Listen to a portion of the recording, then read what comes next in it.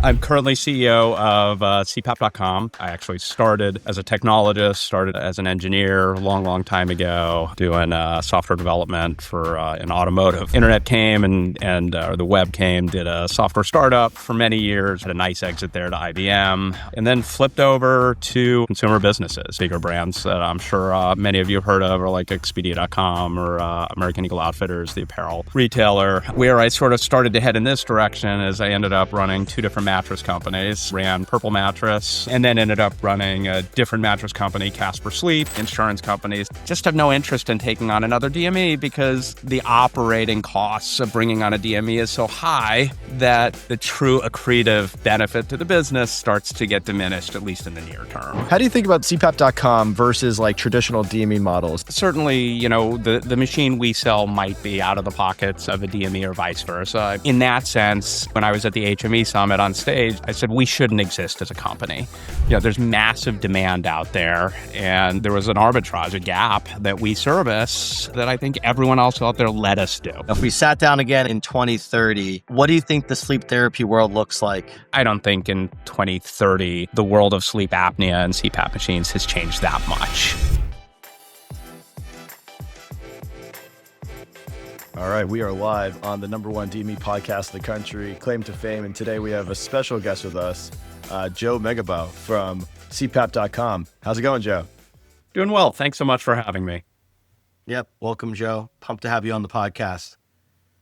Right on. So, Joe, usually we kind of get started with kind of just, telling us a little bit about you and a little bit about your company. So in case anyone who doesn't know Joe, they can learn about you now. In this corner of the world, I can't imagine too many know me. So no worries if I'm new to all of you. So again, appreciate you welcoming me into your community here. Connected with you guys at the HME Summit, which was a great indoctrination into this corner of the world. I'm currently CEO of CPAP.com. Joined a little over 6 months ago. My background actually is much more on the consumer side of things. So in fact, I actually started as a technologist, started as an engineer a long time ago, doing software development for in automotive, believe it or not, early on. Internet came or the web came, did a software startup for many years, really around maximizing consumer experience, and had a nice exit there to IBM, and then flipped over to consumer businesses, mostly retail, a little bit in travel, and bigger brands that I'm sure many of you have heard of, or like Expedia.com or American Eagle Outfitters, the apparel retailer. Where I sort of started to head in this direction is I ended up running two different mattress companies. Ran Purple Mattress, great disruptor in the mattress space, not even just on being the crazy thing of buying a mattress through the mail, but Purple was a bespoke manufacturer of an entirely new technology that believe it or not, started on the medical side of sleep. The technology invented there was used for wheelchair cushions as well as medical beds for really critical things like burn unit victims and things like that. And then ended up running a different mattress company, Casper Sleep. Great product, great brand. But I fell in love with sleep through that category, and even more so at Purple, we were doing a lot of research on sleep and actually ran some actual, medical peer-reviewed, double-blind, controlled studies on some sleep health issues, and got to know some of the experts on the sleep side of things and some of the top sleep doctors out there. So the profound importance of sleep and getting good sleep and the consequences of not getting sleep and the health harm was just something I fell in love with. So when these CPAP.com guys approached me, I was sort of ripe for the conversation and fell in love with the idea. And the more I learned about obstructive sleep apnea and the challenges being faced right now, the more of not only a business opportunity, but a human opportunity this really seemed like to me. That's awesome, Joe. It's the interesting segue into this. So, you've been brought in multiple times to transform or turn around brands. What's the first thing you look for when deciding whether a company can even be saved or not? Yeah, it's in my last few jobs have been categorically defined as Yeah. turnarounds. These were Yeah. companies that were Or saved, but not or scaled, I guess is the that's question. yeah, it's I mean, we all hear about companies that have unprofitable years. The one thing that you can't have is a negative cash year. You can have negative cash flow, but there's no such thing as a negative cash balance. When you run out of money, you're done. Mhm. That's not a good place. And each of my last four businesses that I ran when I came in were negative cash flow businesses. However much cash you have in the bank, there's there's an end that is not pretty if you have more cash going out the door than coming in every month indefinitely. So some of the things I look for are just starting as, is there a business in there? As you get into the fundamental unit economics of the business, is it a good business? And if no, then it's okay. Where do you have assets in this business that you can at least get some recovery on? If yes, then it's okay. And if there's a good business in here, why are we not making money? And what else are we doing wrong that we need to fix so that we can unlock that? And it could be one of scale, like the overhead is just too high relative to the size of the business. So how do we scale the business to the point that you're actually making enough to cover the overhead? Or it could be just bad execution. We're just investing in things that we shouldn't be at our size or scale, and we've got to cut those things out. And there's a whole lot in between there. In the case of CPAP.com, it was a really great unit economics. It was a really healthy business at its core. And that's part of what excited me here is there's an opportunity. This is a business that had been around 25 years, had grown a lot, sold successfully to private equity, but we're in a different market now. There's different competitive set. Obviously, we all know in sleep apnea and CPAP machines, the supplier base has changed a lot in the last few years, with one major supplier, which changes the dynamics of the industry. We need a different playbook.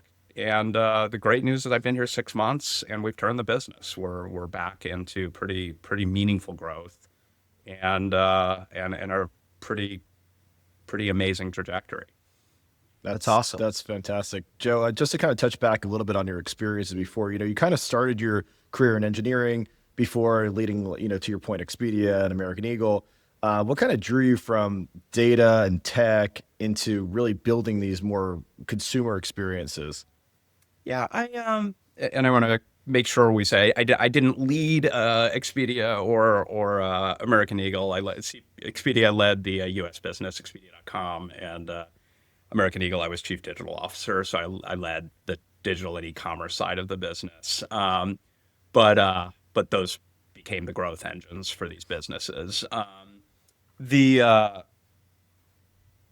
A couple things happened. One, when I was in business school, I went to business school both for a career change and to learn about business. I mean, as an engineer, I was a geeky guy who knew a lot about technology and didn't know anything about business. And I went to learn, and I deliberately went to a school that was much more quant and finance based. And I accidentally stumbled into digital marketing. It wasn't even digital at the time, into data-driven marketing or marketing analytics when I was in business school. And I was there 94 to 96. And 96 is really that's when Netscape was released. So, I mean, it was the tail end of business school that the web even started to happen. So when we're talking marketing analytics here, you're talking about credit card data, buying patterns, pricing studies, loyalty programs. But it blew my mind that you could take a data approach to understanding consumer behavior and actually change consumer behavior. And it was like, wait, what? You can have data and marketing in the same sentence, and that's not an oxymoron. And it just light bulb went off, and really set the trajectory of my career. Yeah, as I got into the web, and just because of the company I helped create, it was a company called Tea Leaf. I also discovered and fell in love with interaction design, human factors, and the psychology of human behavior. Um, so you combine this consumer-facing view of understanding human behavior in a predictable, not necessarily rational, but predictable way, and then you understand marketing and data analytics, and that all just and some of it was my data and engineering background that made me ripe to see these things, and my whole career's been built on that.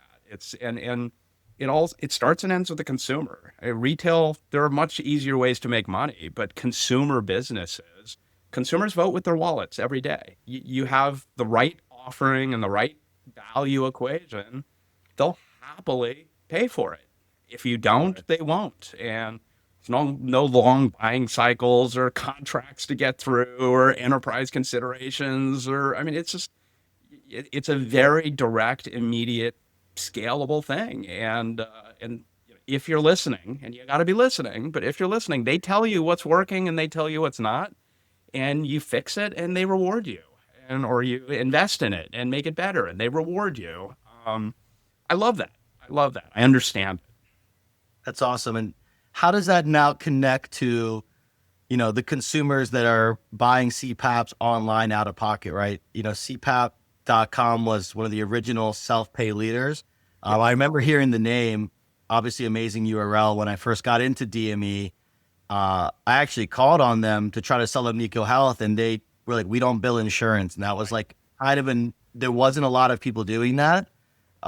What's like the vision for the brand, or how does this what's unique about, dealing with patients online that aren't using insurance? I don't know if there's psychology behind it, or It's and talk to me a little bit about that, I guess. There's a few really interesting. misnomers just right off the bat, and we do. There's different forms of insurance. I mean, like HSA, FSA, we fully take, and that is a value for many of our patients. And similarly, a lot of our customers actually are insurance pay customers that are being let down by the insurance restrictions. So, for example, travel machines.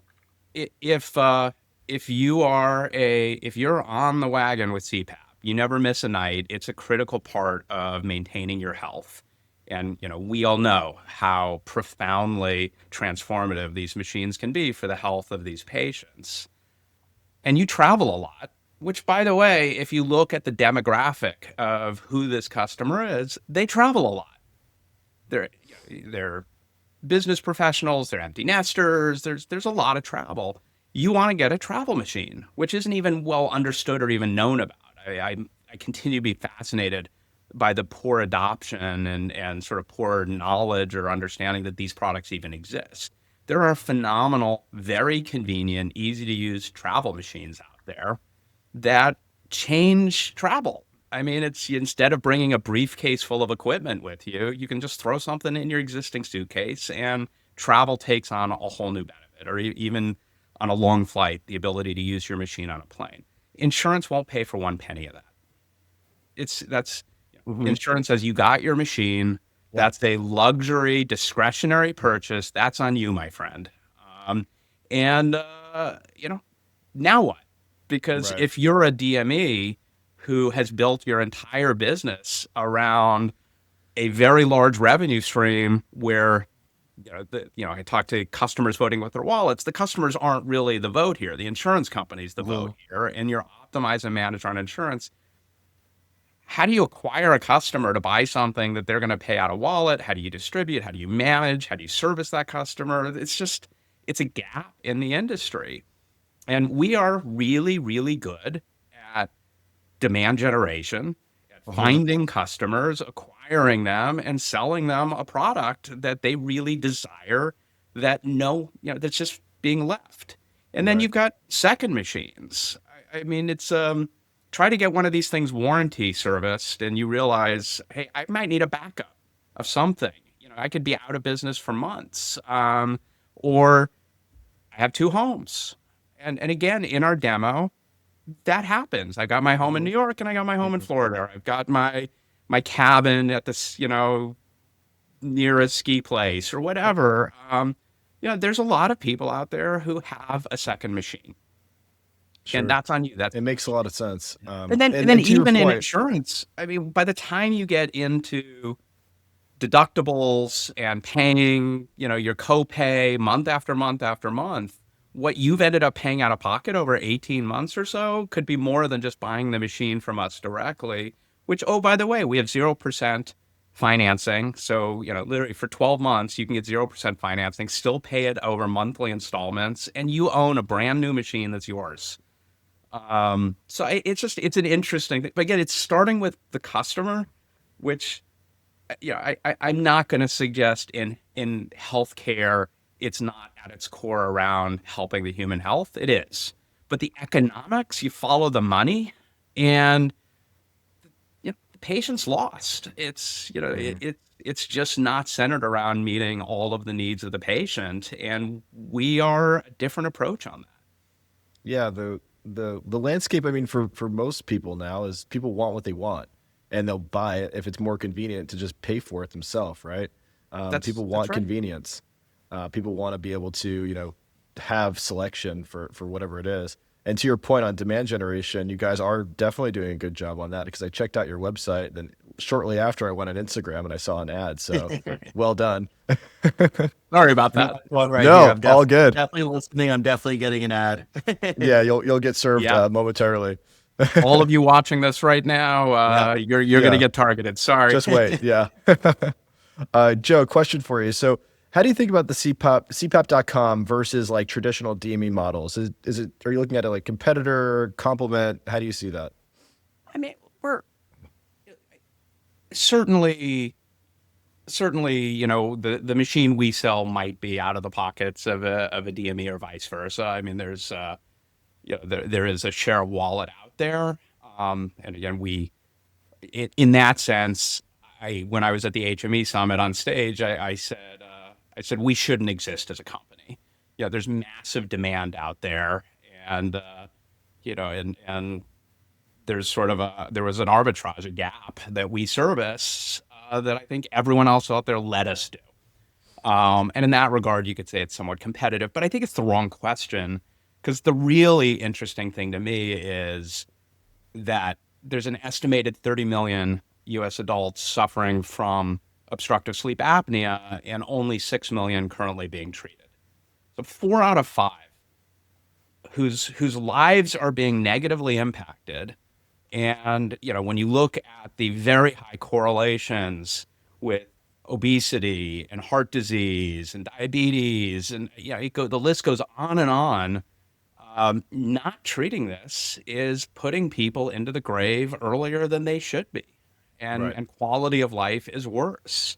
So to me, isn't are we stealing business from anyone as a competitor? To me, the issue is that the majority of the addressable market here is completely unserviced. And that's part of the strategy. How do we reach that customer? Because the other interesting thing in terms of our uniqueness in the category is, DME's acquisition channel more often than not is the doctors. Mhm. And sales is a lot of old school pavement pounding as you build relationships and build those inbound connections and manage those relationships and protect those relationships. And there's nothing wrong with that. But if you're talking about expanding a market or demand generation, doctors are not in the business of demand generation. I haven't seen many ads by an OBGYN promoting population growth. I mean, it's doctors in the business of servicing demand, and it equalizes over time as young medically interested people go into medical school. They tend to adapt to where there's opportunity, and it shifts over time, and there's supply demand equilibrium. But when you've got a big gap like this, I just have not seen a lot of evidence that the existing infrastructure has any ability to meaningfully move demand. The manufacturers advertise and try to build pull-through demand with minimal success. pharma. I mean, you see a lot of top of funnel linear advertising on TV for pharma, but I mean, the amount of it that actually drives significant consumer change. I mean, certainly your Ozempics or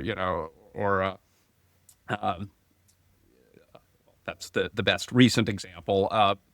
There are some winners that every pharma hopes for, but the reality is most doesn't hit. The pull through demand is on the edges. It's not when you've got a massive imbalance of awareness like here. So I think that's just a really unique differentiator we have is our entire business is built around demand generation. Because Joe, you And can technically go to ResMed's website and buy a CPAP if you want to, right? you could, Yeah. you could, but That, I mean, it's not their area of expertise, similar yeah. to DME. I mean, that's just not where they've had historical skill. And two, they're always balancing channel conflict. Yeah. They're both the supplier and they've got considerations um, in ensuring they don't harm their It's definitely a billions of double-edged dollars they sword, make, right? Yeah. by supporting the channels that are out there working on their behalf to sell their product. So, Yeah. there's complexities that they have to deal with. Um, and long term, who knows where this all goes? Short Yeah. term, there's a need that isn't being serviced that we feel like we fill a really a great opportunity. And frankly, if we are really, really good at this, it's going to be good for everybody. I mean, Yeah, the whole absolutely. category will win on our success. That said, in your opinion, what does like a world-class digital experience look like when dealing with the customer that is managing a condition, not so much, I guess, buying a product at the end of the day, but what's your vision of that? Yeah, I mean, it can start with the consumer, or we call them patients here, but it's I was at HME was another interesting company on stage with me, a company called Health Tap, and one of the stats they threw out was that 30% of U.S. adults don't have a doctor, don't have a primary care physician. Just start with that lens and realize if I'm suffering, and also let's back up and recognize that sleep disorder, sleep issues have a unique challenge in that the disorder occurs while you're unconscious. I mean, That's a this is strange concept, anecdotal, yeah. but I Yeah, I've often never thought of that, honestly. it's tough. Like I have an anecdotal evidence. Almost everyone I talk to when I say I work for CPAP.com, the most common response I hear is, "I think my spouse has that," which is a really Yeah, it interesting really Uh-huh. is. insight. And why do they know? It's their sleep disruption is waking them up in the middle of the night. Mhm. Snoring is a very common indicator of sleep apnea. But I mean, how many of us have ever asked to someone else, "Do I snore?" Because it's really hard to know for sure. Hmm. These things afflict us while we're unconscious. So, and then the symptoms may not even. I mean, sure, there's sheer exhaustion. Although a lot of people who suffer sheer exhaustion correlate it with other things, like, oh, if I could just lose some weight and I work out a little more, I won't be so tired all the time. Hmm. Or I'll sleep better. They're not even recognizing that the sleep is the primary issue, not a result of other issues that are going on. So it's a tough one to educate on. And, again, I think that's, getting to the consumer experience, you got to start looking at this friction. And I think it starts with a recognition that these are suffering people, and they are suffering, who don't entirely know what to do or how to move forward in an industry that has a ton of friction. And how do we just systematically remove that friction and make this painless and simple? And like an example for me is we're continuing to iterate. We're about to roll out an even newer design on home sleep testing. To me, the ideal is we give you a compelling reason to get answered. You swipe your credit card, something shows up at your home, it's just kind of automatically works, and the next conversation you have is with someone who's now going to help you understand the results and get you on your healing journey. What I didn't say in there is pre-auths, Right. panel discussions, People a want number convenience. of medicine visits and Yeah. consultations and long delays in time and a whole bunch of steps you got to do to even get through these things and scheduling. How do you just make this simple? Because there's no reason it can't be. So much of this And can either be automated or done asynchronously, and we've got that coming live. I And bet you as the population that needs this is getting like, the younger population that's moving into this, like my age group or in Wayne's possibly, that's like, hey, I might need some sort of sleeping aid, or I have some sort of sleeping issue. I know for a fact I dislike heavily dealing anything with health insurance. I rather, if it's something I could just swipe my credit card and just get it at my door, I would do that 10 times over than going through some sort of health insurance process and calling and waiting on hold. And I rather just buy the thing. So I would assume that this would only grow as that's right. my age And group starts Alex, getting I'm into even it. Yeah. talking further up funnel from that. Just how do I even Hmm. get you started? How do I Sure. get you over the hump of, I think I need help. Hmm. This is no longer normal. What Right. I'm experiencing, I don't think is normal. How do Hmm. I get some clarity on, no, this isn't normal. And this is something that can be treated, and I can be healthy, and I have a right to be healthy. And let's get you started on your journey by at least getting you some answers and Right. choices and Yeah. options. You agitate those pain points on your ads, and then people will start people will start coming through. That's right. And again, this is demand generation. It's how do I Hmm. get people into this discussion on their terms, their way. And Right. health is not built that way. Health is you will do it on our terms, our way.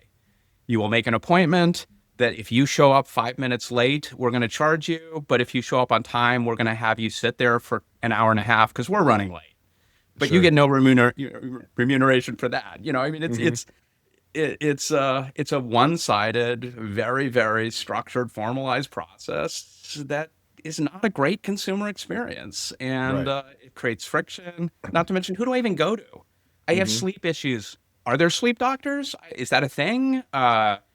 Is it Yeah. respiratory? Is it ENT? Is it, again, a third of people don't even have a doctor. So, I mean, where do I even Hmm. go to get started? Yep. And this Yep. sounds not great. Do I got to go in a lab somewhere and have an overnight visit? And I mean, Yeah. how do I even just get them to forget all that? Forget everything and let's just focus on getting you better and make this super simple. That's our job, and we are doing a great job of this, and we're going to continue to knock this out of the park. Yeah, it's kind of like having the speed pass at Disney World. You just cut to the front of the line and get what you need instead of having to go through all these hoops. It's funny today. Literally today, I asked my wife. I was like, "Does our insurance card have vision on it?" She's like, "Yeah." I didn't even know, and I was like, "I don't feel like going to the optometrist. I'm just going to go to Warby Parker and pay out of pocket like I did last time." And I was more happy to go there, pay out of Hmm. pocket. The glasses aren't crazy expensive, but it was so convenient. And I never even submitted. I probably should have submitted to my insurance, but it was so easy, and the price was at a point where like I didn't really feel it. I was like, this is way better than finding an optometrist, getting an appointment, dealing with my insurance, that I'll just go do it for and it's a great experience there. They have the eye doctor there. Like obviously they have great branding, but that's like where my head went immediately. So I Yeah. could see that No, kind of, and the CPAP.com mentality where it's like, you know what, I'm paying for less hoops and a white glove experience. that's right. And by the way, just to say it, I don't think this I don't think our stance is we don't ever want to take insurance. Yeah. I think though, if we were going to do that, I think we would do it very differently than anyone is doing it today. Sure. Because again, Yeah, our maybe lens Warby is how Parker, do we same make this concept. painless It's for like the consumer? if I knew that they made the insurance process easy, I would, go path the least resistance. But also had me thinking of when you mentioned actually getting the person over the hump and realizing they might have an issue. How does like Aura or Apple Watch or this continuous monitoring kind of play into what you're doing, or CPAP.com fitting into that ecosystem? Because that could be the trigger. I look at my watch, hey, my sleep's terrible. Right. I feel like there's some sort of connection that you probably know better than me, or something in the Oh, future. for sure. And and just to put it out there, we have a site right now that's very, very small, but we're relaunching as a true additional brand, sleeping.com, which I actually think will likely end up being bigger than CPAP.com. And it gets into this topic because you're not going to land on CPAP.com unless you're already pretty convinced I'm a You CPAP know customer. what you need, right? Yeah. How do I get the people who, those It's a 5 out step of 6 who are ahead. undiagnosed, who may not even know what a CPAP is, but they know something's wrong? And sleeping.com is going to be a really interesting gateway into that, and still a full service store around servicing sleep apnea. Really, really excited to get that going. But as I look at, I actually love that the Apple Watch has sleep apnea detection now. And Aura is leaning there. I wouldn't be surprised if they follow behind Apple and also have sleep detection.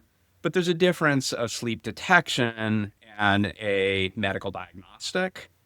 Anything that builds more awareness and drives people to, I should go get this checked out, I love that. That's the goal here. It's let's get more people aware. But the question's going to be for that patient is, now what? Okay, my Aura, my Apple Watch has convinced me what I probably already suspected, which is something's not right. I need help. Now what? And back to your Warby Parker thing. If there's a Warby Parker out there, and we'd sure love that to be us, it becomes a pretty simple answer to the now. Okay, these guys seem to, have the authority and trust and a really easy path to answering that question. Let's go. And, I think the now what, which is, I guess I got to go find a doctor.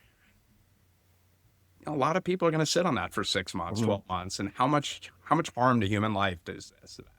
Joe, I wanted to bring something up that we always talk about on every show. It just happens to come up because it's the hottest topic always. And with you being on the forefront of data-driven personalization for decades, how do you sort of see AI reshaping patient journeys in the next 5 years? I had to get it in here, didn't you? Of course. I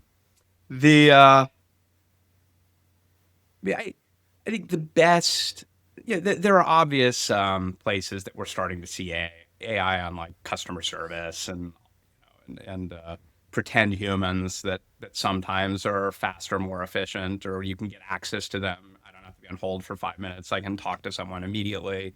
That more and more, for the most common scenarios, are actually doing a pretty good job.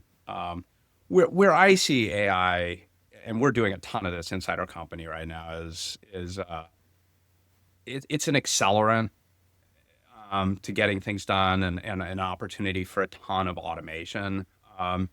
There are so many things that the economics of doing it are just so prohibitive because either it's so hard to build or the labor implications are so high that the economics just start to fall down. I was meeting with a regional DME and, they were talking their challenges on even going into another state where the insurance companies just have no interest in taking on another DME because the operating costs of bringing on a DME is so high that the true accretive benefit to the business starts to get diminished, at least in the near term. AI opens up a lot of possibilities to change that equation. And I think for us, as we scale this business efficiently and service more customers, it's already opening up a lot of workflows that allow us to take things on at scale and service the customer, the patient better. So I'm very optimistic on what this will do, and I think on the insurance side especially, I think there's a enormous amount of opportunity.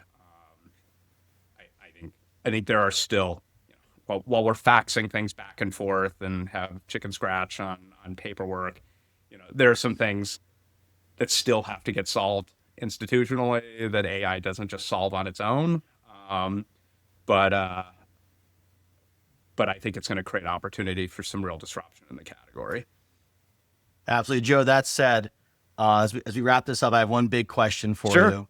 Kind of piggybacking off of some of the stuff you just mentioned. If we sat down again in 2030, what do you think the sleep therapy world looks like?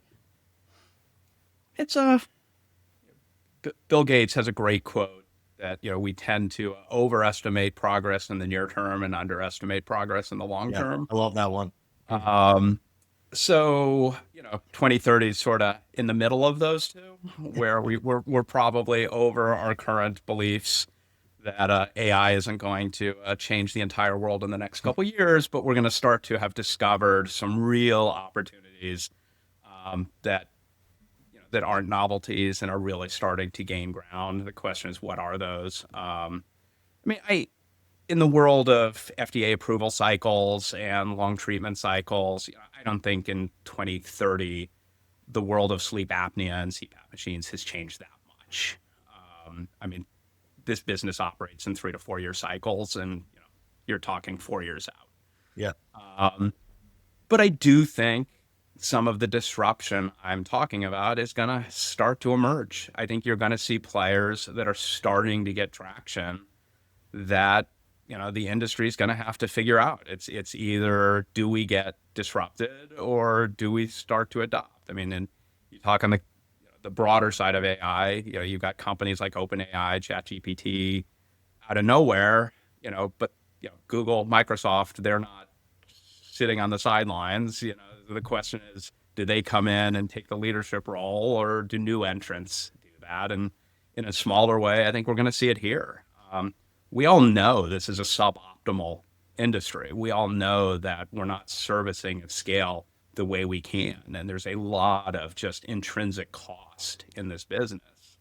The question is, do you start to see enough disruption that it drives structural change? And I would bet by 2030, you're going to start to see that this is not theory, that there are changes that are starting to happen. Totally. Awesome. Love the perspective, Joe. Thank you. Yeah, this has been great. Usually what we do when we wrap up, we do a rapid fire, sort of like a this or that round. All right. Finish out. Yeah. All right. You ready for it? I'm ready. Okay. If your morning routine were a product, would it be optimized for efficiency or still in beta? Probably optimized for efficiency. What's more rewarding, a 5-star review or a 5-point margin gain? I'd go for the 5-star review. In consumer, that comes with the 5-point gain. That's smart. If CPAP therapy had a theme song, what would it be? Dream On or Don't Stop Believing? Wow. Are they different? Both great songs. I'd say for us, both externally and internally at this point, it's Dream On. Okay. You can only pick one. Sleep 8 hours a night forever or always wake up energized on 5?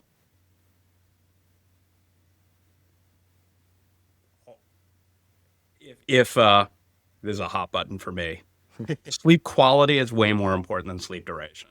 So if 5. Hidden in there is we've actually come up with a way to get the appropriate amount of deep restorative sleep in an uninterrupted, healthful way, that's an easy answer, and it's the 5. For sure. All right, I think last one. What's more nerve-wracking, first earnings call as a CEO or first night sleeping with a CPAP mask? For sure, first earnings call. I ran a public company. First earnings call as a public company CEO is way more nerve-wracking. It does sound terrifying. Well, Joe, thanks so much for joining us today. If anyone wants to, reach out to you or find out more information about what you do, what's the best way for someone to find you? Probably LinkedIn is, I'm out there. You guys are out there too. But yeah, find me on LinkedIn. Get my attention. Awesome. Well, great. Thanks so much for joining with us today. We had a great episode. And for anyone who has not yet to subscribe to the Claim to Fame podcast, please do so. Joe, thanks so much. Thanks, guys. Really appreciate you having me.